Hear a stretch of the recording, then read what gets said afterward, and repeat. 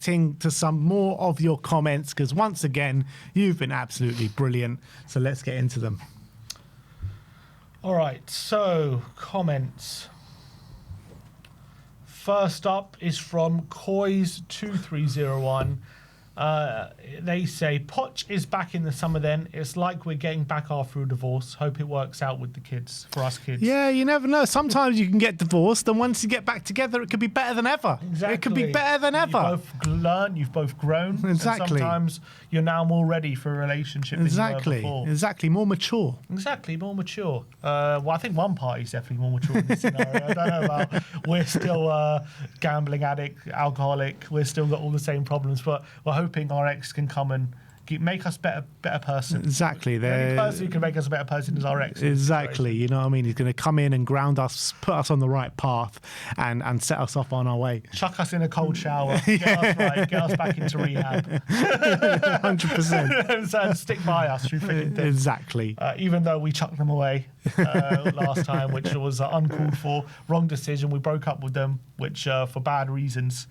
I think we've lost our way to such an extent. Exactly. We broke up with them because we found someone in the club, and we thought, the glitz and the glamour, they'll take us to the top. Obviously, it was a very bad decision, and we should have stuck with the tried and tested. It was kind of like Miss Universe from 2003. Yeah. And it was a bad decision. Absolutely. Robert Treed Z9V says, you need to read between the lines here. This is a very shrewd appointment, talking about Igor Tudor. He plays the exact same 3-4-2-1 high-press wing-back system that Poch now favours. It's a virtual carbon copy in both formation and tactics. I guarantee you Poch suggested him.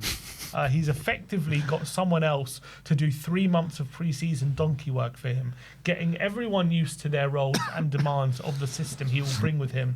This is vital.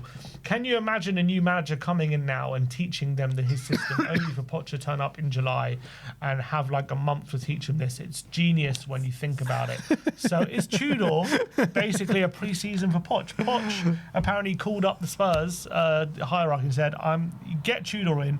I'll give him the notes for pre-season, and then I'll be ready to go in July. You know what? I've been suggesting this, but not with Tudor, with like Jan Vertonghen and Ryan Mason and stuff like that. But no, I think this is all very fanciful thinking, if you ask me. I mean, guarantees it, though. Spurs are playing all this 4D chess, are they? And looking so far ahead. Poch is coming in. Let's see who he wants as the inter. It's all rubbish. I mean, the only thing that happened here was that Paratici wanted him for the club about 4 months ago. We shut his opinion down. We says, no, we're going to trust in Lang and Vinay. We're going to stick with our man, Thomas Frank. Paratici goes, you know what, sod this, I'm off. They don't value my opinion. I don't see the way this club is moving forward, so I'm going to go to Fiorentina, a team battling for relegation in Serie A. And push comes to shove. The ownership, the Lewis guys, they stamp on Vinay and Lange's toes. They sack Frank themselves, and they're like, didn't Paratici say we should get Igor Tudor a few months ago? Let's go for him. Who was the guy Paratici said we could get? Yeah, exactly. It's on the tip of my tongue. Henry the Tudor. That was yeah, exactly. There you go. Yeah, I completely agree. I think it's got nothing to do with Poch. Albeit, what do you think of the suggestion he plays in a similar way to Poch does? I guess we'll have to wait and see. Has Poch been favouring the 3-4-2-1? Is that how he plays now? I'm not sure how he's playing. PSG potentially he did.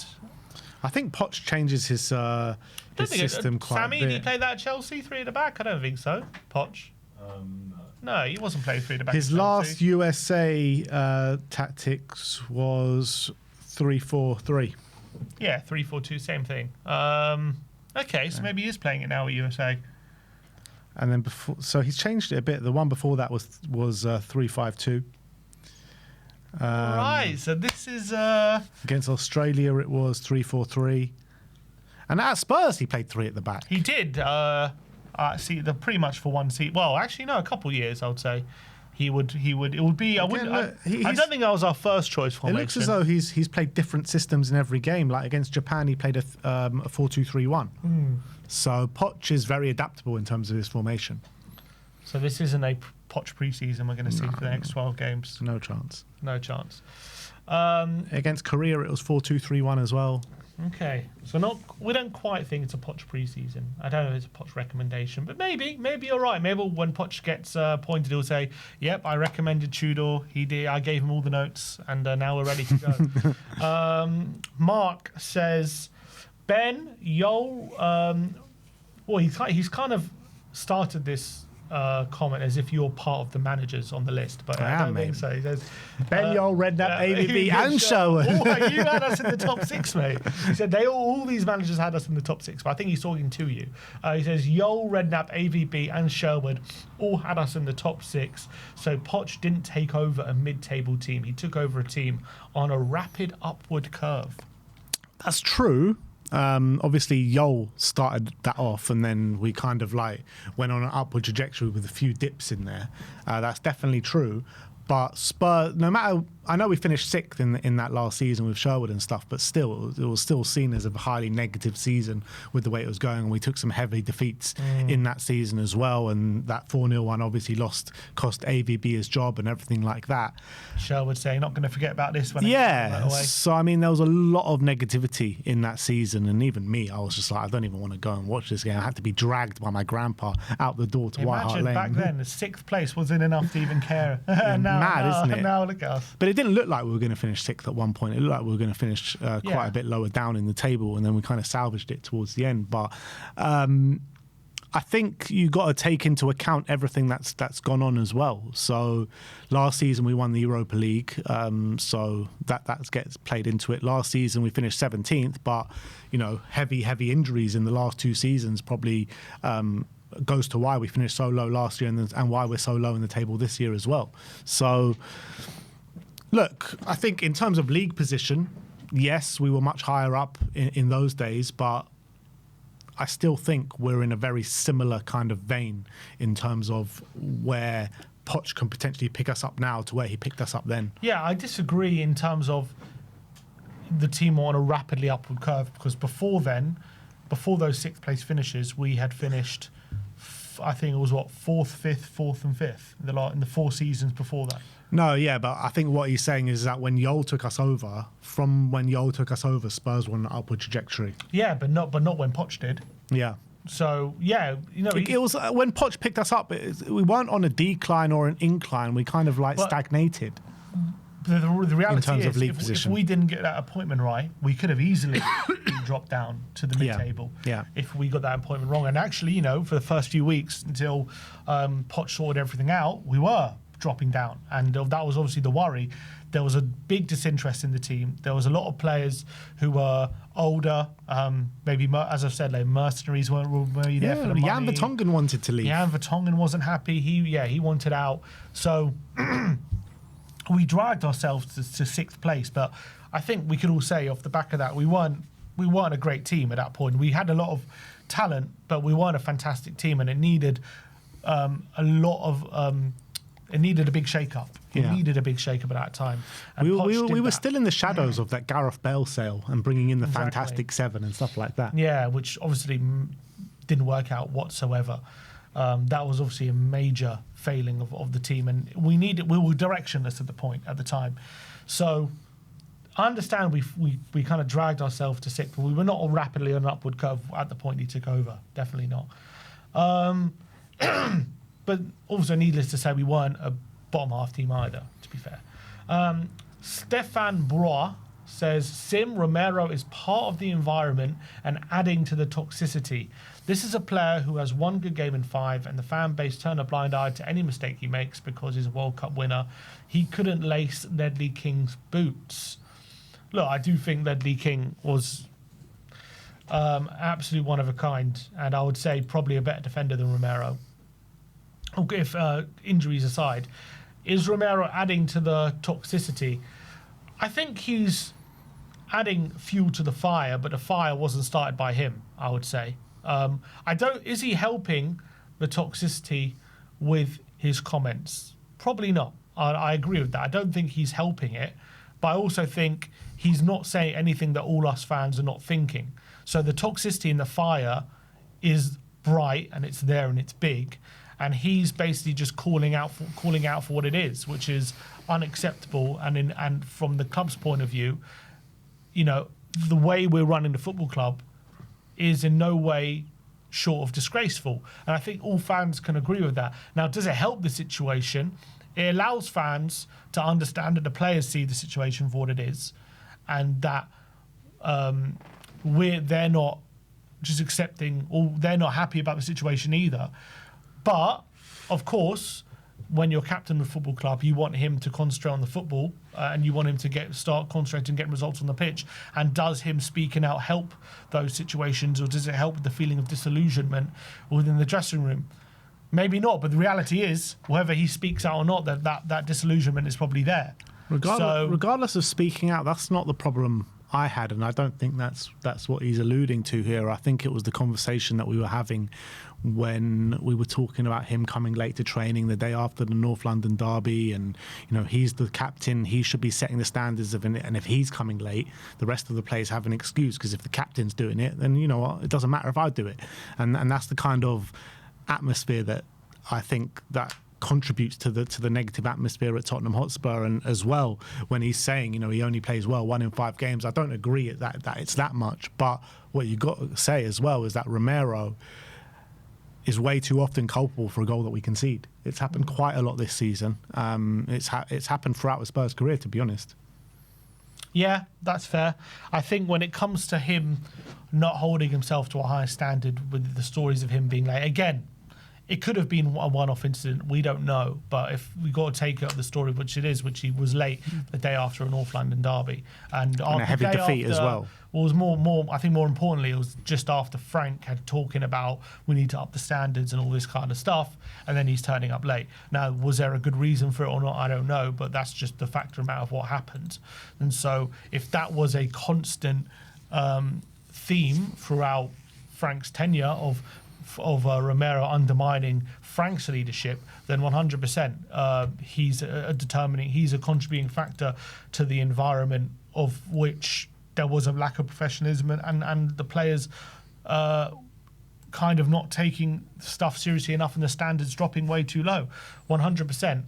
Again, I would argue that I don't think Romero causes bad environments. I don't think he is that kind of person, in my opinion. Now, he might have had bad moments recently this season, and he might have been adding to what was a bad environment in the dressing room. I don't necessarily think that's not possible. I think that definitely is possible. But my point is, do I think there can be an environment at Tottenham with Romero leading the dressing room where there's a culture of high standards and a winning environment, and he could be central to it?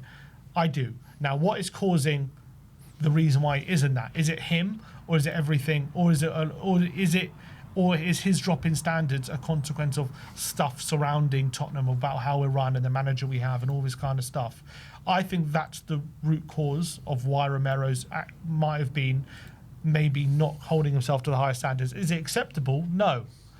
Does it mean we should sell him? And does it mean that the right course of action is we need a different leader and a different captain and a different centre-back? Look, you could definitely land on that argument. I argue that I think the root cause, we're not going to, whoever comes in next, right, is probably, if we go in the same direction, it's not going to help anything until that's fixed. Until we're run better, until we have a better manager who's got a better game plan than just being reactive to the opposition, whatever, and has a game plan that the players believe in. All those things are much more important than Romero. Now, Romero doing those kind of things, that has to definitely be looked at, and the new guy, whoever comes in, has to assess whether Romero really is a problem or not. I don't believe he is, but if he is, then get rid, 100%. But I think a new guy will have to determine that in terms of the situation he comes into. Now, a lot of people will maybe comment saying he is a problem because he contributes to it, and if he's part of that problem, you need to get rid of him. And that's fair enough. But I think there is evidence, especially when you look at him, how he is with Argentina, in the right environment, he can be one of the leaders. And that's what I think. Yeah, all of that is fair to say. But the reality is, we can talk about all the influences in the surroundings, and the surroundings not good enough. what I want to see is from my captain, no matter what the surroundings are, you take ownership of the situation, you lead in the situation, and you hold yourself to a lot higher standards that the like of Sonny did, like the likes of Kane did, like the likes of, not Kane, King is what I mean, and the Michael Dawsons of this world, and the proper leaders of this football club over the last 10, 15 years. No matter the situation in the club, they rise above it and they try and lead the club through the dark times instead of actually contributing to the dark times. And I think as much as I value and rate Romero so highly as a football player, I think instead of rising above it and kind of dragging the club through it and leading the club through it, he contributes to it way too much. Yeah, fair. Luca says most of the Spurs YouTubers got it wrong on Frank, not listing them, but we all know who they are. But no apologies needed. However, forgive many of us who watch the Spurs channels for no longer being able to take their views on who should be Spurs manager with any great seriousness. Their understanding on what is needed to be Spurs manager appears to be on the same level as the most clueless numpties in the Spurs boardroom. No, that's the thing. Football is a game of opinions. Sometimes you get things right, sometimes you get things wrong. That's just the way it goes, I don't think there's not one football fan out there that has been right on every single situation. There's just never been a case. Not possible. Exactly. So this is just the way it goes. Yeah, you get some right, some wrong. That's it. And you have to live with it, I guess. And there's nothing wrong with being wrong. You know what I mean? It's just an opinion at the end of the day. I think when it comes to Frank, I think he's underperformed more than anyone could have expected. Even his biggest critic, I don't think could have expected him to have been this bad. I think, for me, I'm actually been shocked by his underperformance here at Tottenham. In terms of, I really thought he had much more to his game than what we've seen. I think his game plan is so basic. I'm starting to really believe that he is actually a lot more average than we think. Do you not think he can do well at a kind of similar club to like Brentford, like a Palace or one of these kind of teams? I'm starting to question whether he's going to do well at those clubs, to be honest. I'm starting to question that. I don't think he'll get them relegated, but whether I just think the job's just too big for him here. I think that's definitely part of it. I think when I compare how we play to even I don't know if he's on the same level as Glasner when I watch us. Compared to what I see at Palace. I don't know if he's on the same level as Iraola, given their game plan and what his one has been. Maybe it is just a bad fit with Tottenham. Maybe that was just the problem. And I think that was definitely part of it. But I'm starting to think he wasn't as good as what we thought. I think that was also part of the problem. Thing is, if you get him playing in a classic counter-attacking team like a Crystal Palace, I mean, we saw what he did with Brentford. And yes, I know we're going to hark back to, the club kind of lets managers like that thrive in a situation. But even tactically, look what he did with Damsgaard. Look what he did with the players on the transition. It was all very good stuff. You know what I mean? Tactically at Brentford. So that makes me believe that he can thrive in a place like Crystal Palace. I just think Spurs fans expect a lot more and should expect a lot more. And obviously he didn't. He just wasn't able to implement anything at Tottenham. You think he could do as good a job as Glasner has done at Palace? No, because Glasner did the best that Palace have ever seen, literally. So I don't think Frank's on a level to see the best Palace has ever seen, but I still think he can do a very good job there. I think he can get them in the top half of the table, something like that. I just don't think he'll win them an FA Cup. I don't know. I'm not sure. I honestly, I'm starting to doubt a lot of what I thought about Thomas Frank, about how crucial he actually was to everything that was going on. Look at Nuno, for example, how poor he was here, and he's still gone on to make a good name for himself. Look at the job he did at Nottingham Forest. Fantastic. And he's turned it around at West Ham now. They've seemed to have turned a corner. So I mean, after Nuno left Spurs, we were all saying this guy's a terrible manager, blah blah blah blah blah. But he's proven himself a good manager, and I think Frank's going to do the same. Let's go. Mark says, you guys are hilarious. On the one hand, you say how badly run we are at board level. Then on the other hand, you say how well Poch will do when he comes back, conveniently forgetting how badly ENIC are running the club. That's true. We are a badly run club, but we need someone like a Pochettino that can fight against those measures. We've seen him fight against it before and flourish in the situation. That's what you need, a manager that can actually overperform from a situation. And Poch has proved to do that before. He's proved that he profiles players in a perfect way. He's proved that he can kind of nurture and develop young talent as well that we have at this football club. So just because you're a badly run football club, it doesn't mean managers can't do well. Yeah. It means most managers can't do well, but not all. I think when it comes to Poch as well, he already comes with credit in the bank. Yeah. I think he comes with as a manager who wants to be here, who feels like he comes here with a mission of not just doing well for himself, but doing something, finishing a job which he started many, many years ago. And not many managers come with that kind of history. The thing, right? It's not so much finishing a job that he started years ago. He's actually starting from scratch now. Yeah, true. But in terms of winning a trophy for this club, which he never quite got to do when he was last here, I think that will mean a lot more to him and to us than a different manager coming in. And I think there's still evidence to suggest he's a very good manager, and he can work. I understand that Enoch is still here, but he's going to have more money at his disposal. There's reasons to think he's not going to be as constrained as he was, as much as there's still problems here for sure. And we do need to get rid of Vinay and Lange. But hopefully, Poch is someone we can trust, whereas these other guys is just more of a, I don't know, I'm not saying more of a risk, but yeah, there are still questions about the ownership, 100%. But I think there's reasons to think Poch can maybe get success despite them. Yeah, I think he can. And like you mentioned before, like when he was last here, he literally had no money to spend, literally nothing.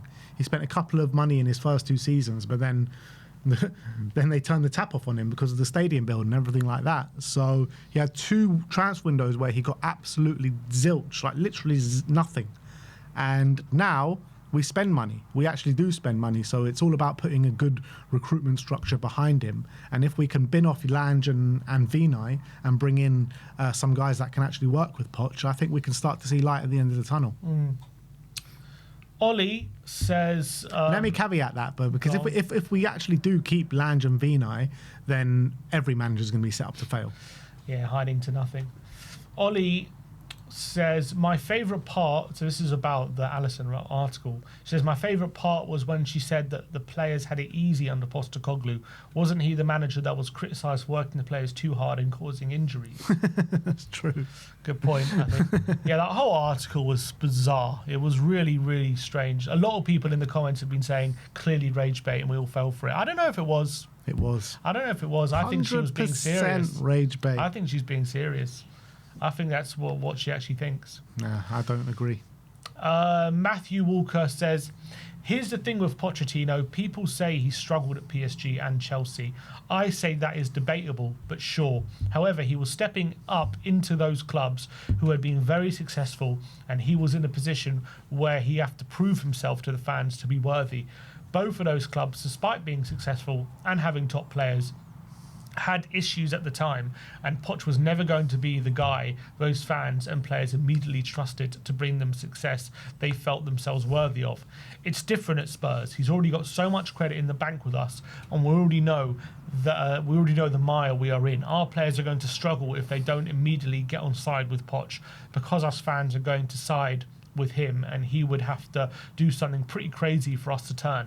All that being said, going back to the clubs to recapture the magic rarely works, and I do worry about him sullying his reputation in N17. He's saying Poch basically comes back to Tottenham with nothing to prove, whereas maybe other clubs he had something to prove. I disagree that he comes back with nothing to prove, because I do think he has something to prove, just because of the way that his time at Chelsea and PSG are perceived. I don't agree with the way they're perceived, and I kind of agree with this guy saying that he's probably got a bit of a worse rap than the jobs he actually did at 2 clubs that were in desperate need of change. Like at Chelsea, he was picking up the crown for Graham Potter, who was terrible. He improved on that, ended up finishing sixth and had a very good second half of the season campaign, and it was getting better, and it was just differences between him and the board why he ended up losing his job. I don't think it was actually on footballing merit. And at PSG, the whole thing needed ripping down and rebuilding, and that's what Luis Enrique did. And obviously they're flourishing from it. So I think there's definitely situations at the clubs why it's perceived in the way it is perceived, but I don't think he did a bad job at either, to be honest. And I think that he's a bit unlucky the way fans perceive his jobs at both those clubs, and it's probably because of the history of both those clubs, and they're saying, oh, he's done this, he's done that, and they don't actually look at the specific situation that he was in at both those clubs. So yeah, I kind of agree to a certain extent. I think he definitely comes in with nothing to prove to the Tottenham fans, in my opinion, in terms of something to prove to the Premier League or opposition fans, in terms of he can be the manager that can get Tottenham back competing titles and winning trophies. I guess he has to prove that to the Tottenham fans as well, in a sense. But I agree with what he's saying. If things start going badly, I think the pressure starts moving on to the players rather than the manager overall, because we know what Poch is capable of, and we trust that his football can definitely work in the Premier League because we've seen it before firsthand. So I think definitely a bit like when things were going badly in his first stint, especially later on, like let's say when in that season we got to the Champions League final when we were losing games, and like I think a lot of the time the pressure was more on the players for me, in terms of everyone was saying we need to improve the squad, we need better players, like he's been hung out to dry and all that kind of stuff, because we know we give him better players what he can do, and the squad needed a refresh. So I think definitely he comes in with less to prove than his other jobs, whereas at Chelsea he needs to get the fans on side and stuff like that. That was definitely a big thing.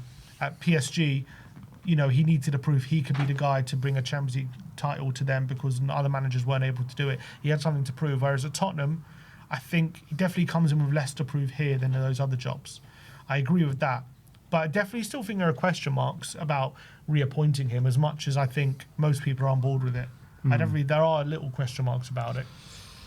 Tango bin El Shaid in the comments says he was sacked almost immediately at both Chelsea and PSG, Ben. And yeah, look, his jobs there weren't long, but like I said, there were circumstances of why that happened. At Chelsea, like Maresca's just been sacked for being in the top 4 race. You know what I mean? Like that club sack managers willy-nilly, and he was onto a good thing, Pochettino, second half of the season, like I mentioned, and it was differences between him and the board why that ended. I don't think it was on footballing merit.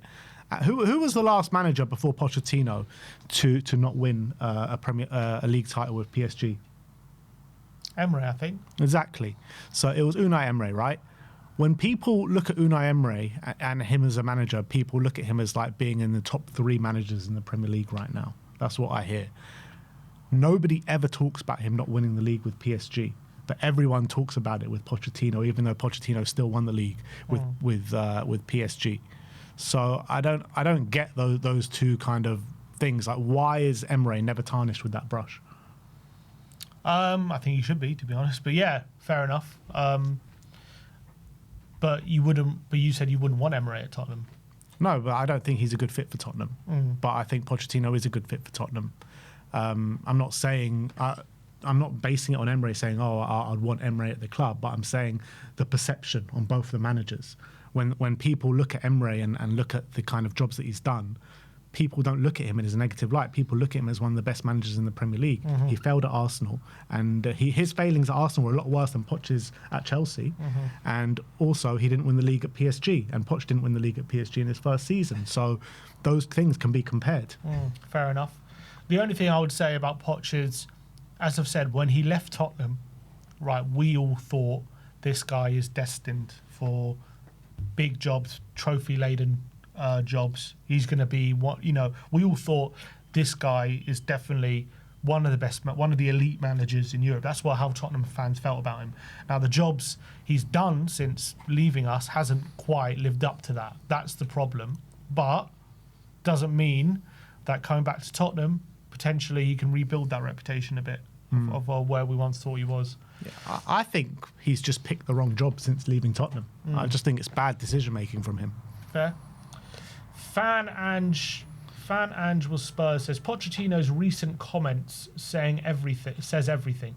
He still understands Tottenham's identity and expectations. He spoke about how Europa League success is not enough and how Spurs must aim to compete for the Premier League and Champions League again. That is exactly the mentality this club has been missing. If Tudor stabilises this season, the logical step is clear. Bring Poch back in the summer to rebuild properly. He knows the club, the supporters trust him, and he has already proven he can take Spurs to the highest level. Some relationships in football simply make sense, and this is one of them. Completely agree. I think Pochettino is Spurs. I think Spurs need to be Pochettino. I think the marriage needs to happen again. We need to get remarried, people. We need to get remarried. Forget the divorce. Let's get back together and let's take this club forward. I think it's the logical step. Even though we've been saying Poch hasn't done the best since leaving Tottenham, it's fair to say it's clear to see who won the divorce, isn't it? Absolutely. Because we have been so bad since Poch has left. Even it's made Poch's average jobs look great compared to where we've been since Poch has gone. Absolutely. Albeit we have won a European trophy. We have won a European trophy, to be fair, but he's won one league title. Yeah, I guess. And also, PSG. like, when we talk about Poch's Spurs, obviously we weren't winners. We never won anything. We never got over the line. Do you think that with this club getting over the line last season, winning the Europa League, could give them a nice little head start with a lot of the players have already tasted success at this football club? I think it should, in theory, given that winning feeling. Unfortunately, this season has gone so horribly bad. Has it gone a long way to just undoing any of that good feeling we got from winning that trophy? But I guess we'll see in the Champions League how much of an effect it's really had, because that's where, tournament football kicks in. Romero even said it himself, we have a different mentality in the Champions League. So I'm not saying win the Champions League. I'm not saying we're going to win it, but maybe going a bit further than people expect, a semi-final or something. I'm not expecting that, but maybe we'll have to wait and see. Maybe that'll give us a bit more of a positive feeling if we get quite far in it, like a semi. I think quarterfinals still wouldn't give us that feeling, but I think a semi-final. But regardless of what happened this season, they still got over the line. Yes, last season. So he can still play on that. He can, obviously, depending on how many players stay and not. But yeah, 100%. There'll still be a big percentage of them left over. I think he should be able to. I think that's definitely a mental hurdle that the club had to go over. But in terms of mental hurdle he had to suffer, obviously none of the players he had are here, are they? Ben Davies. Apart from Ben Davies. So I think he'll be gone by the time he comes in. So it shouldn't really be anything that's related to his job. Thomas Hobbs says, Kabul, Chirichez, Fazio at the back, Bentaleb and Mason in midfield, Chadley and Townsend on the wings with Soldado up front. He's not wrong.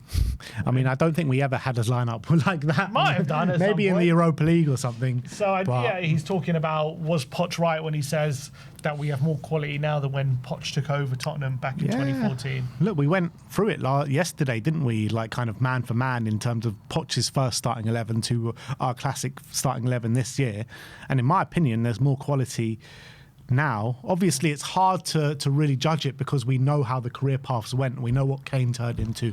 We know what Son turned into. We know what these players turned into. Also, you could definitely argue the competition is just like the Premier League now is a much tougher place than it was back in 2014. Yeah, absolutely. Like the middle teams and back in 2014, you had the middle teams with like aging strikers up front and like the league catamoles in midfield, and they were good enough to get you mid-table back then. Nowadays, those players would be battling relegation, and the middle teams have the likes of Carlos Baleba in midfield or whatever, Alex Scott, or much better players who are England internationals there. So these are the middle teams now. It wasn't like that back then. Yeah, it's true. So he's got definitely a tough, and also like when we were fighting there, you had big teams on kind of downward periods. Arsenal weren't the team then as they are now. Man City, Liverpool, all of them. The teams that we were fighting for in title race were Leicester and Chelsea. Yeah, exactly. It's true. Exactly.